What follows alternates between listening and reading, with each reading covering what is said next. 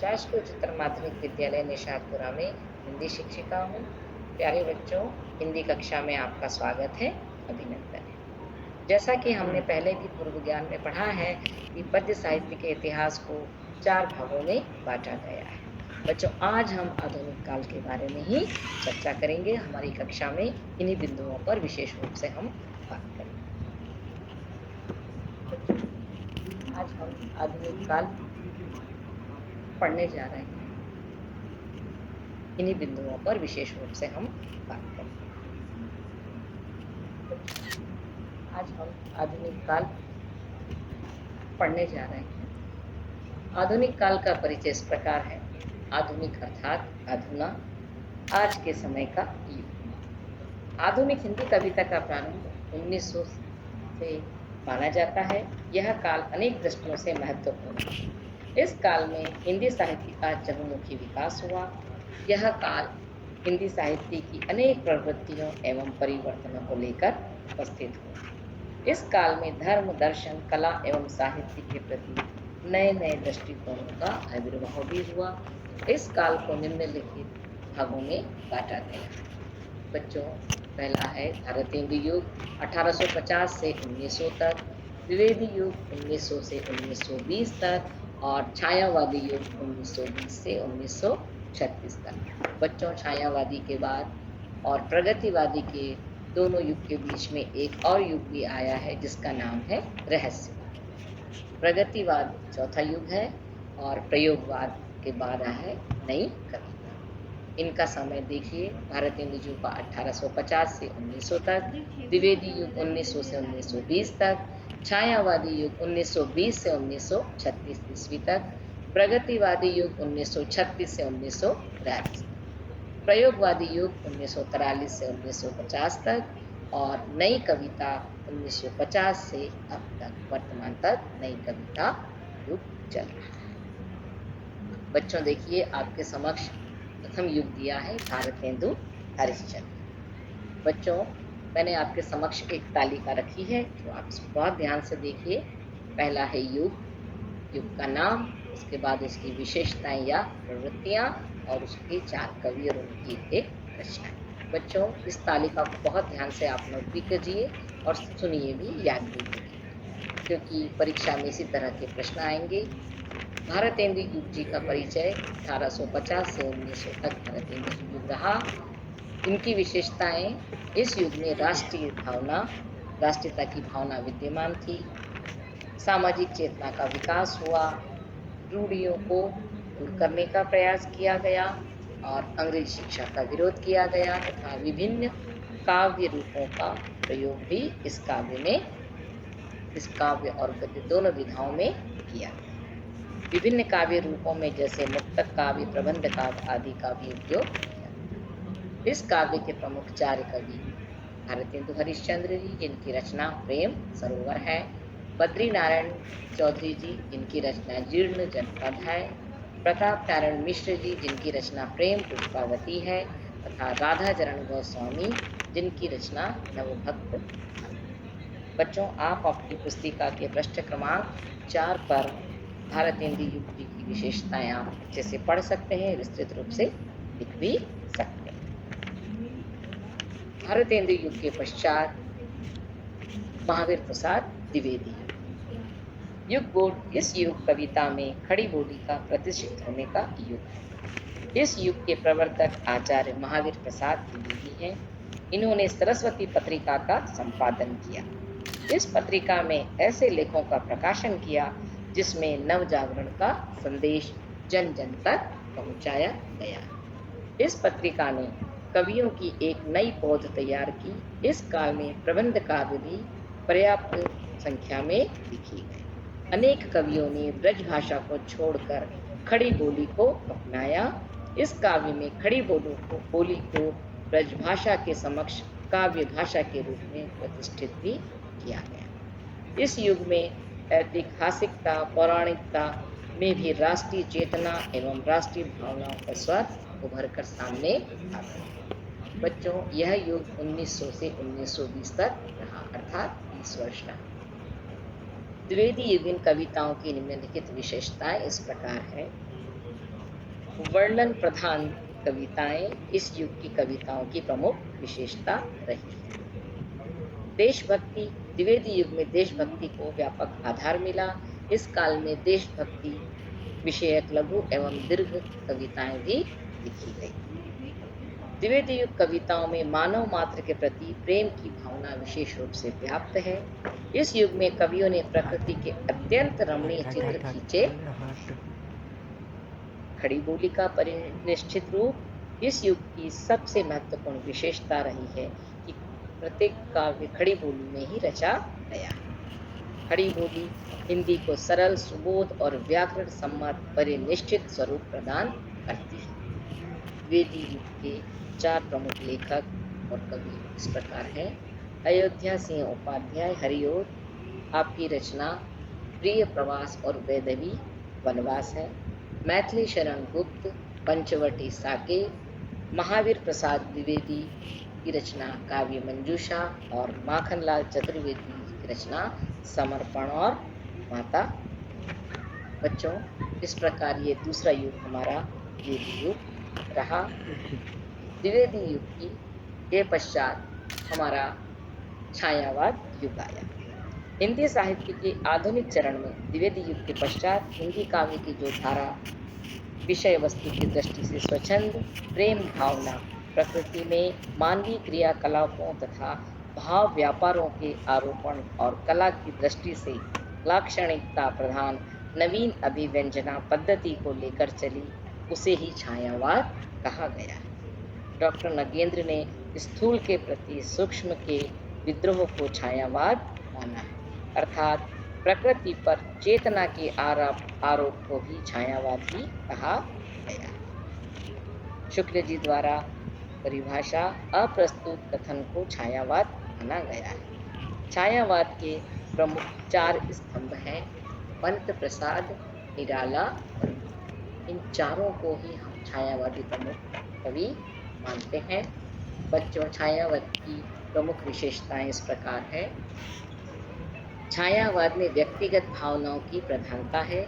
वहाँ कवि अपने सुख दुख एवं हर्ष शोक को ही वाणी प्रदान करते हुए खुद को अभिव्यक्त करता है। इसे ही व्यक्तिवाद की प्रधानता कहते हैं। श्रृंगार भावना, छायावादी काव्य मुख्यतः श्रृंगारी काव्य है, किंतु उनका श्रृंगार अतीन्द्रिय सूक्ष्म श्रृंगार है। छायावाद का श्रृंगार भोग की वस्तु नहीं अपितु कौतूहल और विस्मय का विशेष है।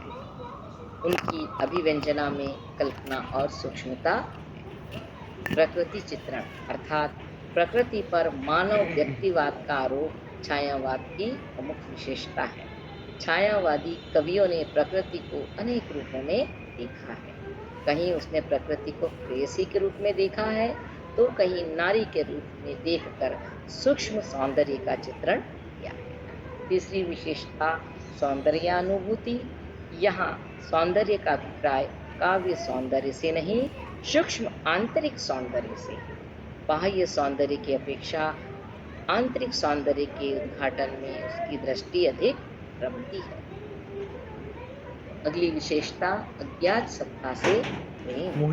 अज्ञात सत्ता के प्रति कवि में हृदयगत प्रेम की अभिव्यक्ति पाई जाती है।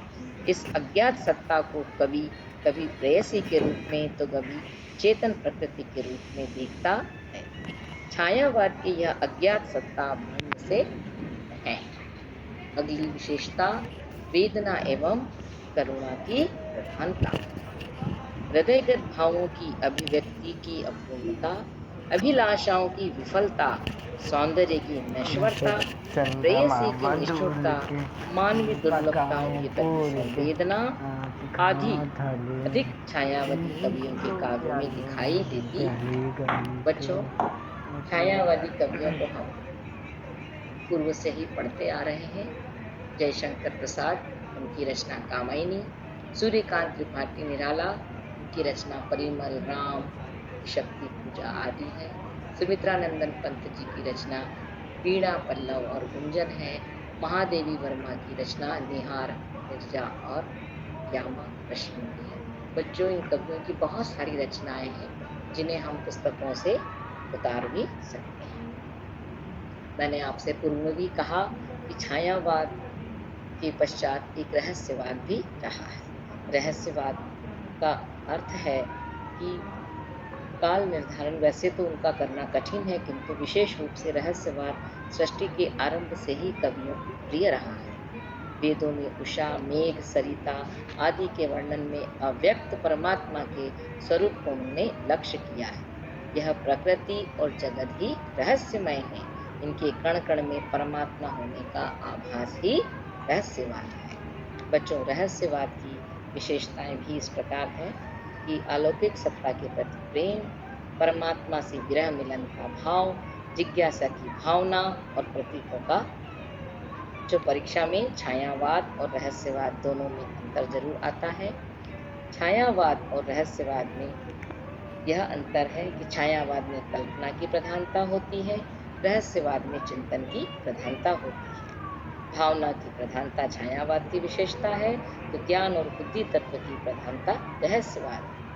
यह प्रकृति मूलक ग्रंथ है छायावाद, जबकि रहस्यवाद प्राकृतिक दार्शनिक। इस प्रकार बच्चों, छायावाद और रहस्यवाद का में अंतर परीक्षा में अवश्य पूछा जाता है। छायावाद रहस्यवाद के पश्चात एक और युग है प्रगतिवाद।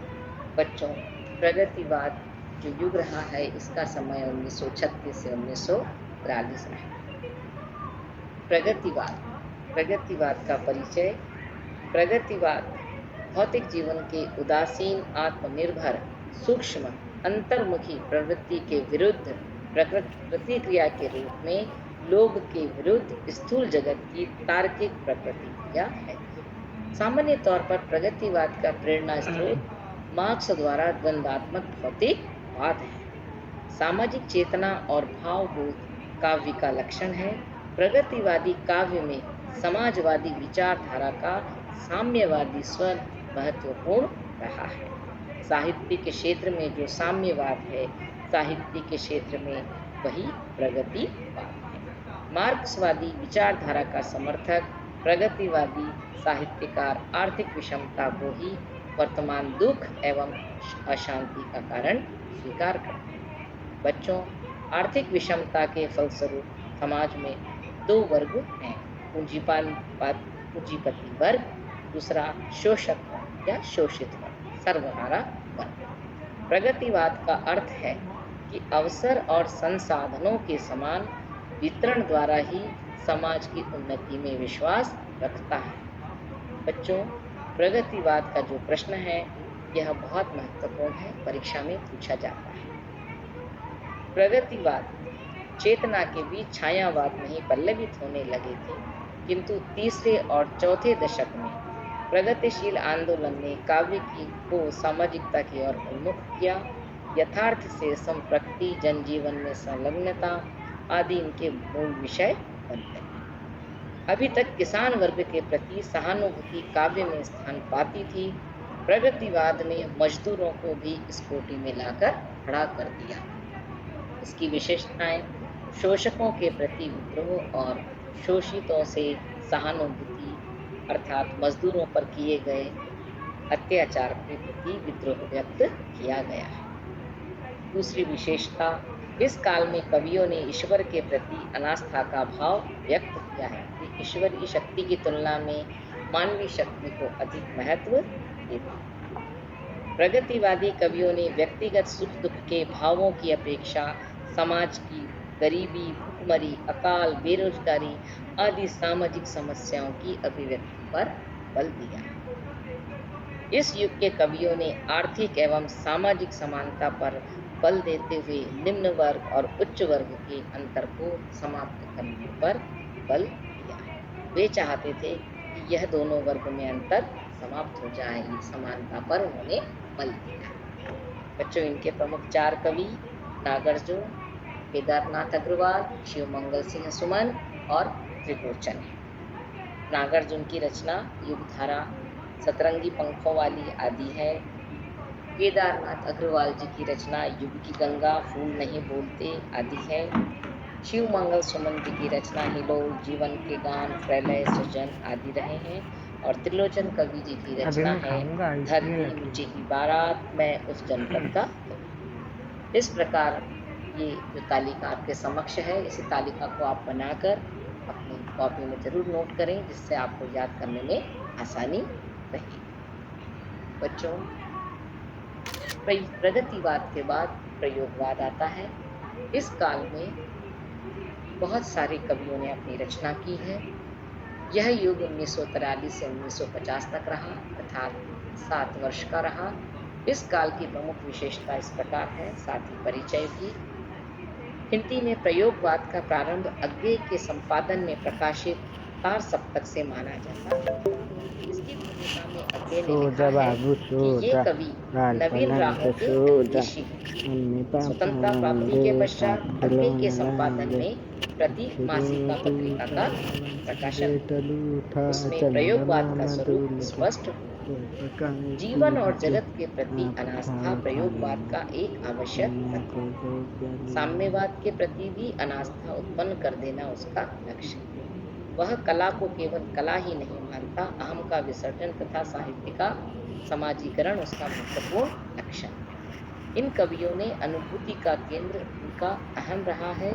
इनकी वाणी में मैं का तीव्र विस्फोट है। बच्चों, इनकी विशेषता इस प्रकार है। प्रयोगवादी कवियों ने पुराने एवं प्रचलित उपमानों के स्थान पर नवीन उपमानों का प्रयोग किया है। उन्होंने प्रेम भावना का अत्यंत खुला चित्रण कर उसमें अश्लीलता का समावेश कर दिया। प्रगतिवादी कवियों ने मानव मन की निराशा, कुंठा एवं हताशा का यथातथ्य रूप से वर्णन किया है। साथ ही फ्रायड के मनोविश्लेषण से प्रभावित ये कवि अपने अहम को अधिक महत्वपूर्ण मानते हैं। इनके प्रमुख कवि अज्ञे, इनकी रचना हरी घास पर क्षण भर, नदी के द्वीप है, मुक्तिबोध, चांद का मुंह टेढ़ा है, धर्मवीर भारती, अंधा युग और सर्वेश्वर दयाल सक्सेना की रचना बांस के फूल, एक सूखी नाव आदि है। प्रयोगवाद के पश्चात नई कविता का प्रारंभ होता है। बच्चों, नई कविता 1950 से अब तक जितनी भी कविताएं लिखी गई है, यह सब कविताएं नई कविताओं के अंतर्गत आती हैं। नई कविताओं में एक नवगीत भी युग माना गया है। नई कविता का परिचय इस प्रकार है। प्रयोगवादी कविता का ही आगे का दौर नई कविता के रूप में उभरा। वस्तुतः नई कविता का विषय वस्तु मात्र चमत्कार न होकर एक भोगा हुआ जीवन यथार्थ है। नई कविता परिस्थितियों की उपज है। नई कविता स्वतंत्रता के बाद लिखी गई कविता है। इसमें नवीन भावबोध, नए मूल्य, नया शिल्प विधान, प्रथम विश्व युद्ध के बाद पहली बार मनुष्य की विवशता, असहायता सामने आई और उसने अस्तित्व का संकट अनुभव किया। घुटन, आक्रोश और नैराश्य में व्यंग का जन्म लेना स्वाभाविक था। इसलिए नई कविता में व्यंगता की प्रधानता भी रही। नई कविता की प्रमुख विशेषता इस प्रकार है। लघु मानववाद की प्रतिष्ठा, मानव जीवन को महत्वपूर्ण मानकर उसे अर्थपूर्ण दृष्टि प्रदान की गई। नए नए भावों को नए नए शिल्प विधानों में प्रस्तुत किया गया। जीवन के प्रत्येक क्षण को महत्वपूर्ण मानकर जीवन की एक एक अनुभूति को कविता में स्थान प्रदान किया गया। अंतिम इसकी विशेषता, क्षणवाद को महत्व और व्यंग प्रधान रचना। क्षणवाद में मानव मन में व्याप्त कुंठाओं का, जीवन के संत्रास और मृत्यु बोध का मनोवैज्ञानिक चित्रण इस काल की कविता की पहचान है। जीवन के प्रत्येक क्षण को महत्वपूर्ण मानकर जीवन की एक एक अनुभूति को कविता में स्थान प्रदान किया। इस काल में मानव जीवन की विसंगतियों, विकृतियों एवं अनैतिकतावादी मान्यताओं पर व्यंग रचनाएं लिखी गई। बच्चों, इस कविता में नई कविता के प्रमुख कवि वाणी प्रसाद मिश्र है, जिनकी सन्नाटा कविता है। कुंवर नारायण मिश्र, जिनकी चक्रव्यूह और आमने सामने रचनाएं हैं। दुष्यंत कुमार जी की रचना स्वर्ग सूर्य का स्वागत, आवाज़ों के घेरे और साए में धूप है। नरेश मेहता जी की रचना है वन पांखी सुनो, बोलने दो चीड़ को और उत्सव। ये इनकी रचनाएं। बच्चों, नई कविता के पश्चात नवगीत भी एक युग रहा है, जो अभी वर्तमान समय में उसका भी माना जाता है। जो नई कविता जैसे जैसे पुस्तकी होती गई, वैसे वैसे पठनी का क्षण होती गई। पाठकों से, श्रोताओं से जैसे उसने मुंह मोड़ लिया हो। कवियों के बीच वह भी वैचारिक प्रतिबंध, खेमे बंद अथवा चंद श्रोताओं के बीच सुनने और पढ़ने तक ही सीमित हो गई। मुहावरा दिया गया है कि कविता के आस्वादन के लिए श्रोता को भी पात्र होना चाहिए। श्रोता को अपनी रुचि और समझ का विस्तार करना चाहिए। बच्चों, नई कविता के अंतर्गत नवगीत जो कविता का युग रहा है, वर्तमान समय में उसमें प्रमुख कवि हैं वीरेंद्र मिश्र, जिनकी रचना झुलसा है। छायानट में शंभुनाथ सिंह, दर्द जहां नीला है, यह उनकी रचना है। रामनाथ अवस्थी, बंद न कर द्वार और उमाकांत मालवीय, मेहंदी और भावर। बच्चों, इसी श्रृंखला में और भी कविताएं दी गई है। हमारी पुस्तक में नई कविता, नवगीत और उसके बाद लोकगीत भी दिया गया है। इसे आप जरूर पढ़ें। बच्चों, इस प्रकार हमारा आधुनिक पद्य साहित्य का इतिहास अभी हमने पढ़ा और कुछ अभ्यास हेतु प्रश्न हैं, जिन्हें आप अपनी पुस्तिका में जरूर नोट करें। प्रश्न है, प्रगति का वादी काव्य की 4 प्रमुख विशेषताएं लिखिए। प्रश्न क्रमांक 2, 4 प्रगतिवादी कवि और उनकी एक एक रचना लिखिए। प्रश्न क्रमांक 3, द्विवेदी युग के 4 प्रमुख कवि और उनकी प्रमुख रचनाएं लिखिए। प्रश्न क्रमांक 4, नई कविता की प्रमुख विशेषताएं संक्षेप में लिखिए। प्रश्न क्रमांक 5, छायावादी युग की विशेषताएं लिखिए। बच्चों, ये जो प्रश्न मैंने आपको अभी पढ़े हैं आपके समक्ष, इन्हें आप विशेष रूप से लिखिए। परीक्षा में यह प्रश्न अवश्य 4 नंबर के पूछे जाते हैं। प्रश्न क्रमांक 5, भारतेंदु युग की विशेषताएं लिखिए। प्रश्न क्रमांक 7, भारतेंदु युग के 4 प्रमुख कवि व उनकी एक एक रचना लिखिए। प्रश्न क्रमांक 8, छायावादी युग के प्रमुख 4 कवि और उनकी एक एक रचना लिखिए। प्रश्न क्रमांक 9, नई कविता के प्रमुख 4 कवि जो हैं उनकी एक एक रचनाएं भी लिखना है। कुल मिलाकर बच्चों, प्रत्येक युग के कवि, उनकी विशेषता और उनके 4 कवि और उनकी एक एक रचनाएं हमें याद करनी है। इनमें से कोई भी 2 प्रश्न हमें परीक्षा में लिखने के लिए आते हैं। 2 प्रश्नों में से भी एक ही प्रश्न हमें लिखना होता है। बच्चों, ये प्रश्न आप अच्छे से तैयार कीजिए।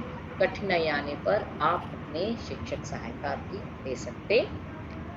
तो बच्चों, आपको आज का ये हमारा अध्याय आधुनिक काल का इतिहास कैसा लगा, इसे आप ज़रूर अपने शिक्षक जी से शेयर कीजिए और कठिन बिंदु को सरलीकरण जरूर के साथ चर्चा करके कीजिए। आज की यही हमारी हिंदी की कक्षा समाप्त होती है।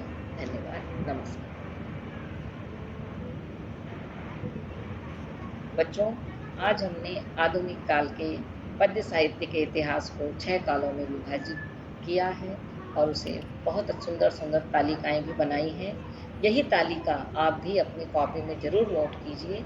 इन तालिकाओं के माध्यम से हम सभी कठिन प्रश्नों को बहुत ही सरल तरीके से लिख सकते हैं, याद कर सकते हैं, साथ ही परीक्षा में भी हम अच्छे अंक प्राप्त कर सकते हैं। बच्चों, आपके लिए मैं जानती हूँ ये तालिका के बिना इन प्रश्नों को याद करना बहुत ही मुश्किल है, किंतु इन प्रश्नों का अभ्यास आप अपने घर में जहाँ पर आप स्टडी करते हैं वहाँ ये तालिका बनाइए और प्रतिदिन इस तालिका को ध्यान से पढ़िए।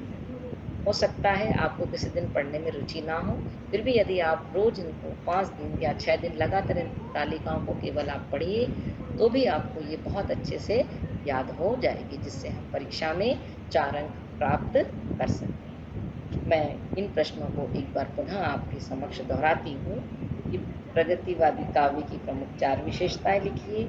4 प्रगतिवादी कवि और उनकी एक रचनाएं लिखिए। द्विवेदी युग के 4 प्रमुख कवि, उनकी रचनाएं लिखिए। नई कविता की प्रमुख विशेषताएं संक्षेप में।